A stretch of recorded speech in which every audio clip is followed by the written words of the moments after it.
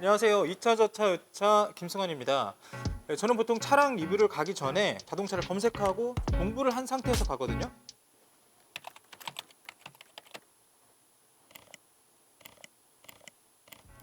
근데 이번 차는 차를 검색해도 이 차 자체에 대한 얘기보다 중고차 싸게 사는 법, 어떻게 중고차를 골라야 한다, 이런 얘기가 많더라고요. 알고 보니까 이 차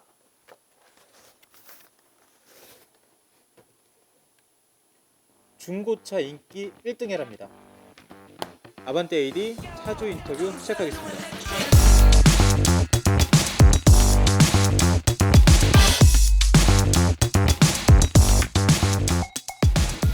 자기소개 부탁드립니다. 네, 안녕하세요. 저는 그 홍대 쪽에서 게스트하우스를 운영하고 있는 정경웅이라고 합니다. 이 차는 2016년 아반떼 AD 1.6 GDI 모던 스페셜입니다. 와이프가 2015년도에 샀고 결혼을 해서 패밀리카로 지금 사용하고 있습니다. 알겠습니다.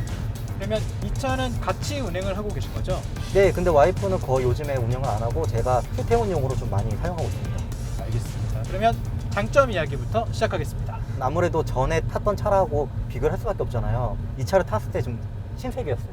어떤 차들 타보셨는데요? 맨 처음 탔던 차가 제가 외국에서 좀 오랫동안 생활을 했는데 기아 리오 탔는데 90년 중반 연식이어서 차 상태가 안 좋았어요. 혼다 어코드란 차도 탔었고 포드 이스케이프도 차로 탔었고, 그리고 미국 자동차 여행했을 때 차를 필요로 하니까 제가 싸게 구매를 해서 도요타 코롤라, 그것도 아마 2000년식인가 아마 될 건데 대부분 연식이 다 있는 차들이어서 아무래도 좀 요즘 차들하고 비교하기에는 좀 힘든 것 같아요.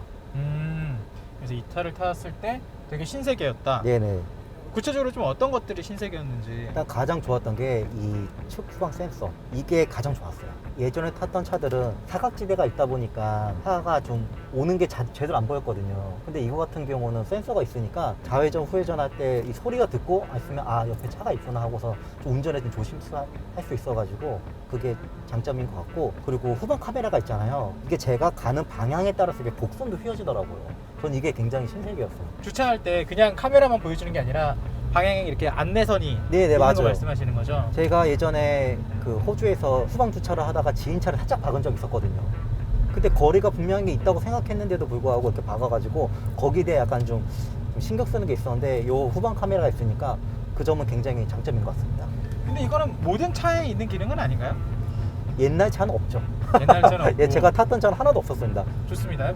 이게 좋았을 수도 있죠. 네. 네. 그 다음은 어떤 것들이 있을까요? 그리고 장점은 시트, 이게 너무 좋은 것 같아요. 열선 시트, 그리고 열선 이 핸들링, 이게 정말 좋은 것 같은 게 제가 그 미국 자동차 여행을 했었는데 그땐 도요타 코롤라로 했었는데 겨울에 했어요. 겨울에 여행하다 보니까 잠깐 밖에 나갔다 들어오면 이거 못 만질 정도 너무 차가웠거든요. 근데 이 열선 시트나 이거는 너무 좋은 것 같아요. 진짜. 뭔가 지금 여기까지 보신 분들이 댓글로 네, 구시대 사람이 와서 신시대 차 타고 말하는 것 같다. 맞는 말입니다. 네, 이렇게 댓글을 다실 수도 있을 것 예, 같아요. 예, 예. 사실 근데 이것도 7년 전 차잖아요. 그쵸. 이것도 네. 좀 오래된 차라고 볼 수 있는데 저희 아버지 차가 GV80이거든요. 제네시스. 그 당연히 좋은 차죠. 좀 그것보다 이게 좀 더 제가 오랫동안 타서 그런지 몰라도 이게 편하고 또 좋은 것 같아요. 자, GV80이랑 비교했을 때 아반떼가 좋았다. 진짜 개인적인 건데 승차감이 당연히 GV80이 좋은데 네. 저는 이게 더 좋아요. 그러니까 탔을 때 뭔가 편안함이나 이런 게 저는 생각보다 편하지가 않았어요. GV80이. 왜죠? 이게 익숙해서 그런지 몰라도, 그리고 SUV 그건 좀 큰 차다 보니까 높은 위치에서 바라보잖아요. 네. 근데 그것보다는 저는 이게 좀 더 보여주는 것도 잘 보여주고 승차가 딱히 뭐라고 말하긴 그래도 딱 앉았을 때 그 안락감이 이게 더 편한 것 같아요. 지금 제가 어떤 느낌인지 살짝은 감이 오는 게 있는데요. 네네. 최고급 호텔을 가요. 좋죠. 네. 너무 좋아요. 그런데 집에 오면 그렇게 편하다? 그게 딱 맞는 비유 같네요. 아, 네. 이 부분에 논란이 대해서는 있겠지만. 그게 말이 되냐 이렇게 댓글을 다실 수 있을 거라고도 생각이 듭니다. 하지만 네네. 아버지 차가 GV80이고 내 네. 차가 아반떼인데 난 승차감이 아반떼가 더 좋았다. 이건 주관적인 경험이니까 네. 마냥 비난하기는 또 어려울 거라는 생각도 있습니다. 본인의 경험인 거잖아요. 예, 예, 제 생각이니까. 네. 그리고 장점은 실내 디자인 자체가 굉장히 세련됐어요. 지금 봐도 되게 예쁘고, 가장 좋은 게 제 아버지 차는 좀 큰 SUV다 보니까 이게 굉장히 멀어요, 앞뒤가. 센트페시아까지. 네네. 그러다 네. 보니까 운전하면서 이 내비게이션 조작하기가 좀 너무 힘들었는데 이거 같은 경우는 한 손에 다 할 수 있고, 그리고 UI가 너무 편하게 돼 있어가지고 누가 알려주지 않아도 아 이게 어떤 버튼이고 어떤 기능을 하는구나 그게 굉장히 직관적이고 되게 좋은 것 같습니다. 사실 지금 단추가 많은데 뭐 잘 써 있으니까 네, 그런 네, 거는 그렇죠. 있죠. 네. 그리고 또 옹기종기 모여 있으니까 이런 건 참 현대자동차가 잘하는 것 아 같습니다. 진짜 잘하는 것 같아요. 네. 네. 아 그리고 외부 디자인도 매우 훌륭한 편입니다. 7년 정도 지났잖아요. 근데 지금 봐서도 전혀 꿀릴 게 없다고 생각합니다. 예전 차들은 좀 되게 뭉툭한 느낌 있잖아요. 동그랗게. 근데 이거는 특히 뒤쪽이 되게 예쁜 것 같아요. 엉덩이 부분. 제 와이프도 물어보니까 디자인이 되게 예뻐서 이거를 구매했다고 하더라고요. 그만큼 외관상 디자인도 장점이라고 뽑을 수 있습니다. 디자인이 무난하게 문- 예쁘죠. 저는 이게 제일 나은 것 같아요. 최근에 나온 아반떼도 물론 예쁘긴 하지만은 엉덩이 부분이 뭔가 뾰족해요. 뾰족하다고 날렵한 느낌이 있는데 그래도 제가 아반떼 하면 가장 생각나는 디자인이 이제 AD인 것 같아요. 디자인은 개인의 취향이니까요. 예, 하지만 말씀하셨다시피 개인 기준에서 아반떼 하면은 딱 생각나는 디자인이 이 디자인이다. 예. 이게 브레이크가 되게 부드럽게 되게 잘 잡혀요. 이거 가장 큰 장점인 것 같아요. 여행하다 제가 캥거루를 몇 번 실뻔한 경험이 있어요. 호주에서? 호주는, 예. 걔네가 야행성이었고 밤에 불빛만 보면 덤벼드는 습성이 있어가지고 거기 고속도로는 뭐 쭉쭉 뚫려 있으니까 그냥 세게 밟고 가잖아요. 근데 밤에 가는데 뭐가 달려드는 거예요. 그래가지고 진짜 앞에서 요만큼 차이로 사고 안 난 적이 있었는데 그때 만약에 사고 났으면은 제가 죽을 수도 있었죠. 왜냐하면 호주 같은 경우는 고속도로가 너무 원체 크다 보니까 또 날씨가 너무 더운 사막 지형이다 보니까 캥거루를 밟고 차가 퍼지는 거예요. 우리나라 같은 도로가 아니다 보니까 거기는 뭐 그 도로에만 있어도 며칠 동안 그 차가 한 대도 안 지나는 경우가 많대요. 그 정도로 도로가 엄청나게 커요. 근데 그 얘기도 너무 듣고 자동차 여행 오래 하다 보니까 브레이크를 밟는 게 되게 예민해요. 그래갖고 자동차 여행할 때 꼭 브레이크를 밟아보고 이게 잘 밟히는 차인지 아닌지 그거를 첫 번째로 확인할 정도로 제가 좀 민감한 편이거든요. 근데 아반떼는 브레이크가 너무 잘 잡혀요. 아마 동급 대비 최고 정도 되지 않을까 제 생각일지 모르겠지만. 근데 길 가다가 네네. 아반떼 진짜 많이 보이는 것 같아요. 아, 특히 진짜 아반떼 많아요. AD. 네네. 네. 아무래도 많다는 거는 많은 사람들이 찾는 거겠죠. 그만큼 인기도 많다는 거고. 네. 그리고 이게 장점이 또 중고 가격이 안 떨어져요. 잘. 제 차도 견적을 내보니까 아직까지 1000이 넘더라고요.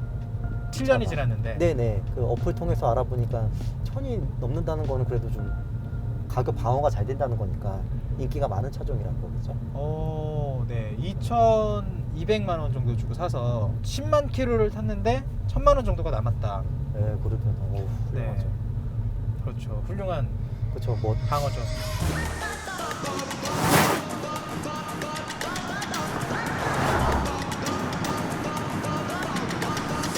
그러면 단점으로 꼽으실 거는 어떤 게 있을까요? 이거는 좀 아이러니하게도 한번 단점으로 한번 또 연비를 한번 꼽아보고 싶습니다. 제가 처음에 듣기로는 이게 연비가 엄청 좋다고 했는데 막상 몰아보니까 제가 생각했던 그 정도까지는 안 나오는 것 같더라고요. 그러니까 공식 연비가 16이라고는 하는데 그 정도까지는 안 나온 것 같아가지고 그러니까 물론 당연히 좋지만은 여러분이 생각할 만큼 좋은가 그거는 운전 스타일이나 아니면 주행하는 도로나 상황에 따라서 달라지니까 그 공식 연비를 너무 믿지 말자. 평균 연비 트림상으로는 12.2km 나오고 있습니다. 다음 단점 어떤 게 있을까요? 저는 아무래도 제가 게스트하우스를 하잖아요. 그러다 보니까 큰 짐을 옮길 때 되게 많아요. 그러니까 뭐 가령 예를 들면 테이블이나 뭐 의자, 갑자기 손님이 의자를 부셔가지고 새로 의자를 갖다 줘야 되는 그런 상황이나 이런 상황에 전 되게 많거든요. 게스트하우스에서 손님들이 기물 파손이 생각보다 많은가 봐요. 예, 맞아요. 그리고 뭐 에어컨이 갑자기 망가졌다. 이제 에어컨을 사서 제가 달아야 되니까. 근데 그럴 때마다 이게 너무 버겁게 느껴져요. 아무래도 좀 작은 준준형이다 보니까 테이블이나 뭐 의자 이런 거 옮길 때가 너무 힘들어요. 그리고 또 저번에 또 조카를 만날 일이 있었고 저희 차로 유모차를 트렁크 실려고 했는데 좀 큰 유모차였거든요. 그게 안 실리더라고요. 나중에 애를 낳으면은 차를 바꿔야겠구나. 지금 말씀하시는 거 듣다가 네. 당연히 차에 뭐 에어컨 들어가고 식탁 들어가는 차가 뭐 얼마나 되겠어라는 생각을 하고 있었는데 예. 마지막에 방점을 찍혔네요. 유모차도 안 들어가는데 어떻게 타겠느냐. 네. 패밀리 차로 쓰기에는 적합하지 않다. 적합하지 않다. 자, 그래서 다음 단점 또 어떤 게 있을까요? 단점은 아무래도 힘이 약해요. 이게 원래 그러지 않았는데 힘만 대고 보다 보니까 언덕에 올라갈 때 거리 정도로 힘이 굉장히 약해졌어요. 그리고 차가 가볍다 보니까 좀 통통 튀는 느낌이 좀 있더라고요. 통통 튄다. 네네. 좀 차가 저만 그랬나 하고 찾아보니까 차가 좀 통통 튄다라는 의견이 좀 많더라고요. 다음 단점으로 넘어가시죠. 차가 약하다. 차가 약하다. 네, 제가 최근에 교통사고를 당했습니다. 멈춰 있었는데 뒤에서 박은 거예요. 그분이 핸드폰인가 그런 거 하다가.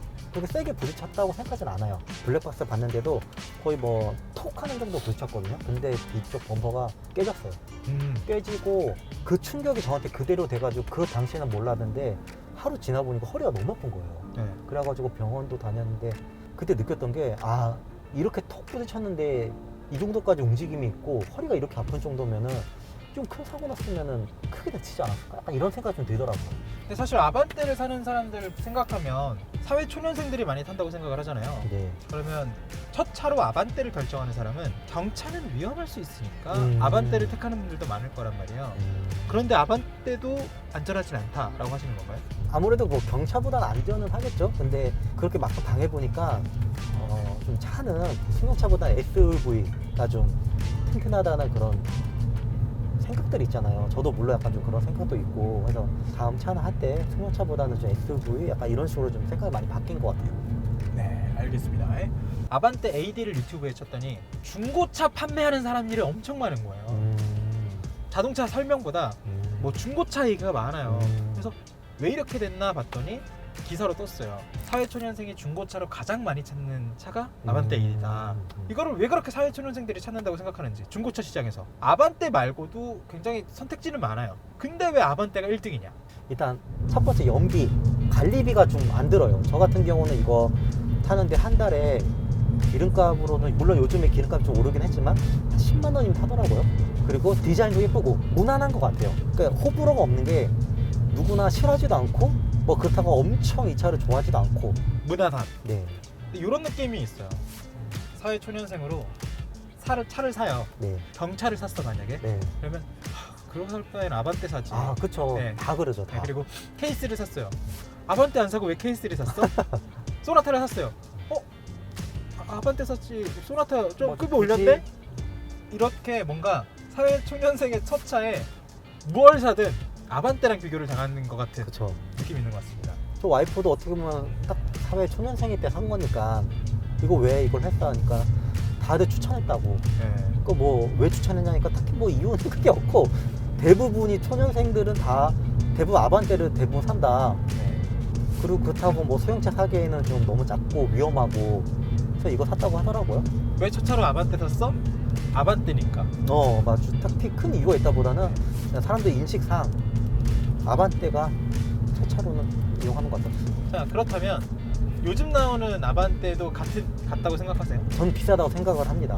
네. 아반떼 하면 이미지가 2,000, 뭐 옵션까지 다 해도 뭐 2,500이 안 되는 그런 이미지가 굉장히 강한데 2,500에 3,000까지 된다는 거는 물가 상승 좀 감안한다고 하더라도 너무 많이 뛴 것 같아요. 그럴 바에 차라리 초년생이라면은 에이드를 중고로 사서 타고 다니고 그 다음부터 뭐 다른 차를 사던가 또 괜찮지 않을까 제 생각이 듭니다. 저희 이 차에 나왔다는 거는 차를 바꾸시고 싶어서 나온 거잖아요. 네, 맞습니다. 사실 근데 이미 이야기에서 나온 것 같아요. 큰 차가 필요해서 나오셨죠. 큰 SUV. 제가 차를 두 가지로 생각하고 있어요. 큰 SUV하고 아니면은 준중형 쪽의 SUV. 제 게스트하우스가 골목에 있다 보니까 골목에 운전할 경우가 되게 많아요.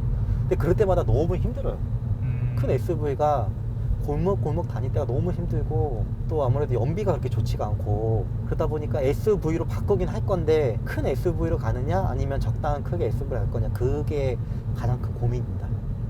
알겠습니다. 지금 딜러분들이 저희 이야기를 듣고 차를 준비해 놨을 거거든요. 네네. 가서 확인하고 골라보시죠. 감사합니다.